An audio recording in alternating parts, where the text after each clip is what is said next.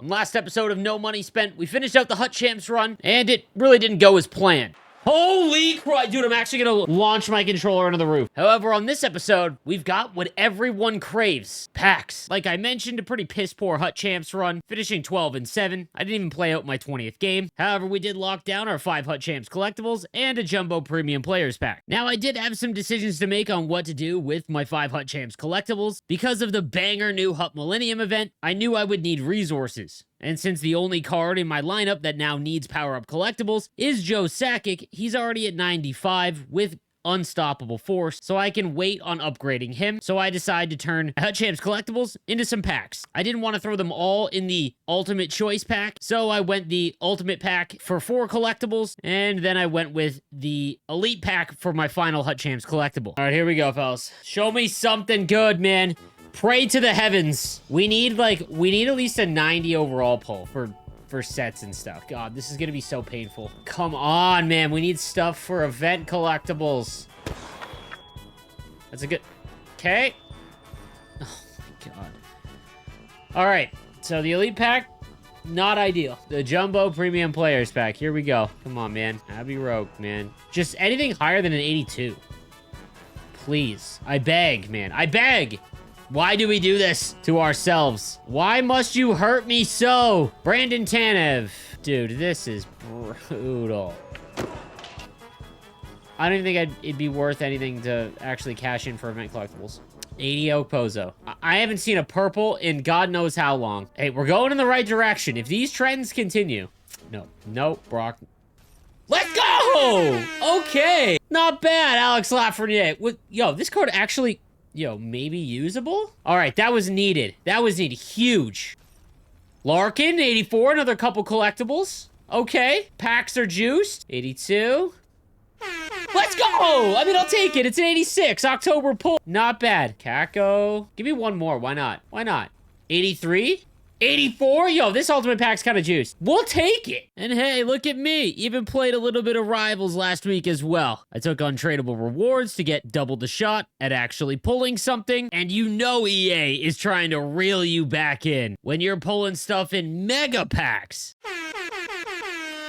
So all in all, can't complain about the actual pulls I got from my packs this week. Took a bit of a risk with the Hut Champs collectible packs, but we're set up pretty well, trying to get as much resources as possible for the Hut Millennium event. Now, once week 2's Hut Millennium Master Set players were revealed, including the 2 banger 95 overall options, it was time to go to a really dark place. So because I made all of the week 1 86 overall Master Set players, I was set up pretty well for week 2. Once the second set of 86 overall players came out for week 2, I knew I was going to make them all because I needed to trade them in for a 95. However, because there is a games played objective, or many of them, I decided it was smarter to hold off trading them in and putting them all in my lineup first so that I could complete these objectives much faster. And then we had to do something I vowed to never do again, and that was crush out as many Squad Battles games as I can in NHL 23. So I set out on a mission. I played every single Squad Battles game I could, and then I replayed each game on Rookie with 2-minute periods just to get the games played done as quickly as possible. You know an event is good if I'm grinding Squad Battles for 3 solid hours. Because let me tell you, props to everyone that can still play it, but I was half asleep by the second period of game 1. That said, I got my first Hut Millennium Player Item Choice Pack, which included any non-MSP event Millennium player, and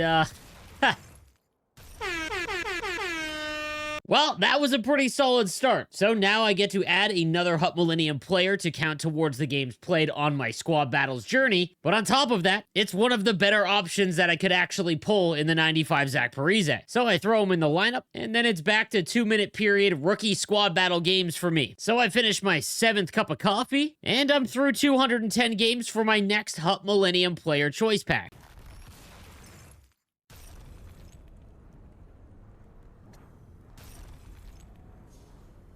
I promise you, you clicked on one of my videos and not Thrash's. Now I have no idea what to do. We lock up 2 of the better Hut Millennium event players. I can't trade them in because their value is too high at 96 and 95 overall. So they're going on the team, which means that I can trade in some other players that I had for more collectibles. What a turn of events. I mean, surely.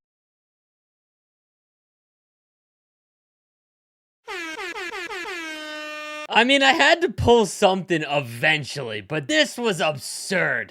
So now I have every single 86 overall Master Set player, the 95 Zach Parise, the 96 Keith Tkachuk, and the 95 Brian Campbell, all on the squad while I finish out the remaining games played required so I could get all of the objectives I needed finished before trading in my 86 overall players. I still can't believe I finished all 380 games played required for these objectives. It took about 45 games in total, and again, a majority of them were played on 2-minute periods on rookie and squad battles, and I still about 50 wins away from completing the 100 win objective for the 97 overall master item. But this was a good start, and now we've got a lot of work to do. All right, now that we're done with the games played objectives, it's time to remove all of the 86 overall players and go acquire the big guns because we no longer need all of these cards in the lineup to complete those objectives. All right, now admittedly, the roster is looking a little bare, but we've got a lot of work to do and a ton of cards to trade in for a lot of event collectibles. And again, the goal is to get all of the Hut Millennium event cards back in the lineup. All right, first things first, let's go get our 95 overall Hut Millennium power-up master item player, locking in all 8 of the 86 overall master set players. Don't worry, fellas, it won't be long before you're back in the lineup. Now, since I went ahead and did the dashboard method for 2 sets of the week 1 master set players,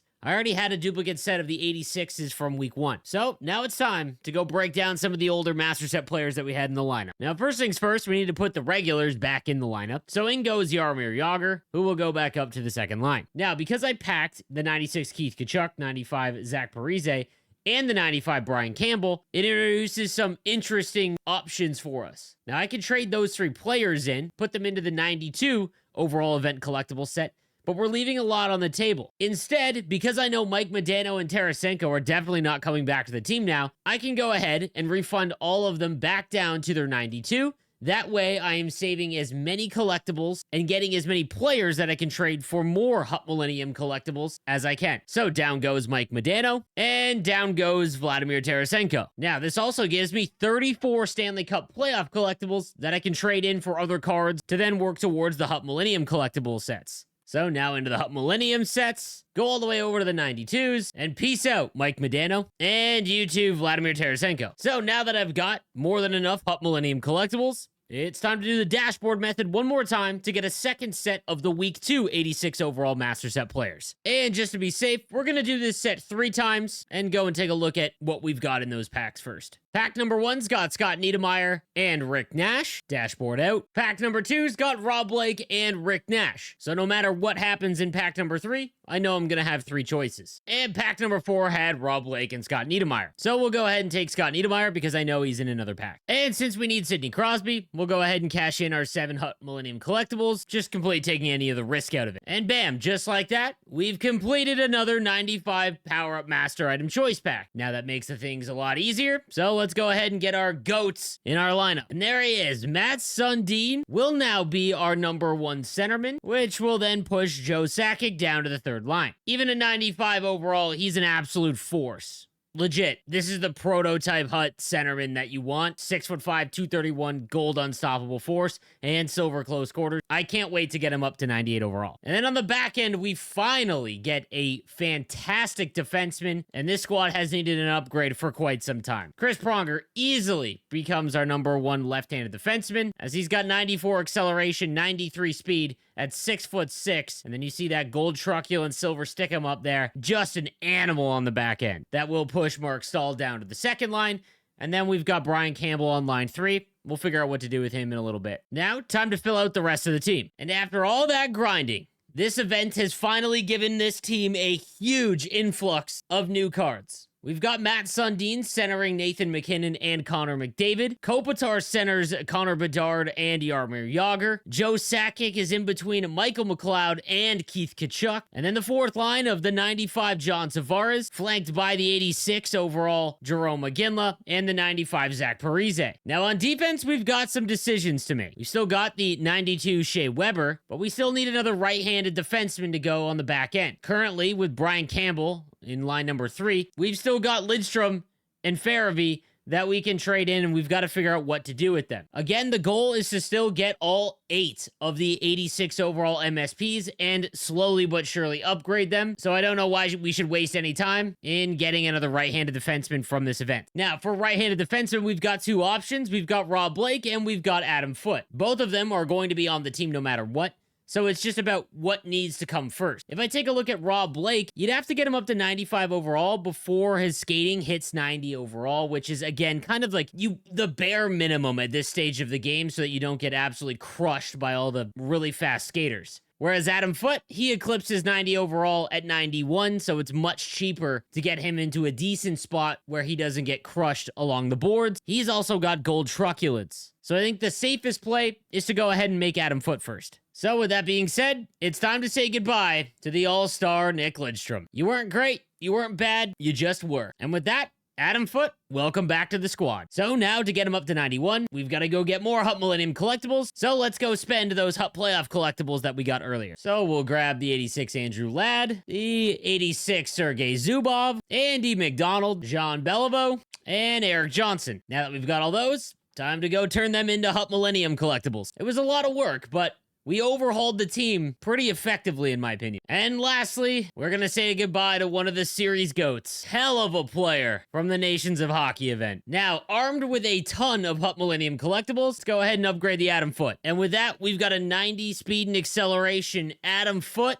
with truculence. Now, to be honest, he was one of the original Bash brothers from NHL 22, so he's going to go on the second line in front of Shea Weber. No lie, after this event, already loved the team for the rest of the year. Just quickly glancing at some things, we can go ahead and upgrade Jerome McGinley, but also add Joe Thornton, and we'll also add Rick Nash, replacing Zach Parise. The other thing to take note of is that there's still quite a few more impactful objective rewards that I haven't got yet. First, I'm going to get another 86 overall power-up master item once I open 2 more daily rewards, so that'll more than likely be Joe Thornton. And then once I finish off the remainder of the objectives, I can get my own 97 overall master item. That'll probably be Rob Blake. Now, because I'm also adding in a lot more players, that also brings up another question that I'm going to leave to the YouTube comments. I've got Jeff Bukaboom and Jaromir Jagr. Since I'm replacing Bukaboom with Rob Blake and Adam Foote, and I'm adding in Rick Nash, who should replace Jaromir Jagr, should I go ahead and trade these 2 in to get Eric Stahl? I've loved Jaromir Jagr all year long, but a 98 Eric Stahl is a 98 Eric Stahl. Let me know what you think in the comments section down below. Now, the next thing we've got to do before we hop into Hut Champs with this squad is do a readjustment of the abilities. So, it's been a minute since I've done this, but I like to load up on my top 6. I really don't like spending ability points on players that just don't see the ice very often. So, Matt Sundin, his biggest advantage is the fact that he's massive and he gets unstoppable force. We're also going to throw quick draw as well as close quarters on him. Connor McDavid, you get unstoppable force and close quarters. And Nathan MacKinnon, unstoppable force. Onto the defense, Chris Pronger easily gets truculence. I'm even going to throw stick 'em up as well. Bukaboom, you also get truculence. The second line forwards, Connor Bedard really is only usable if he's got unstoppable force on, so that's an easy one. And we'll give him close quarters. Anze Kopitar, I don't really need quick draw anymore because I've already got a quick draw centerman in Matt Sundin. Jaromir Jagr, he gets unstoppable force. We've got 9 left. 6 of it's going to go to truculence on Adam Foote. And with a perfect 3 remaining, Mark Stahl, you get truculence. Now, with essentially a brand new team, it's time to change the look of these Not a Dollars. So we'll change it up from the traditional Screaming Eagle back to the red reverse retro. Love the look. Now, I actually unlocked enough seasonal collectibles to grab a mega pack, so why don't we see what we pull there before we go into Hut Champs. All right, here we go. All right, no real surprises there, but that actually helps out quite a bit because there's a lot of the smaller exchange sets that we can use all that stuff with. We'll throw a silver upgrade set there, and we'll do a premium 2 gold players pack.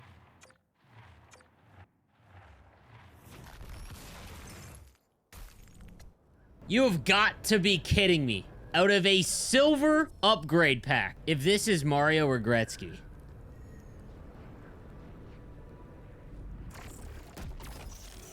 You have got to be kidding me. An 87 overall Gordie Howe. I mean, I don't know what we're gonna do with this, but that is wild out of a silver upgrade pack. I mean, at 97, he only has 1 skating synergy, and he's got 95 speed, 93 acceleration. Does have unstoppable force in close quarters. I mean, we'll have to figure it out. Now, there's no way we actually get something out of this, right?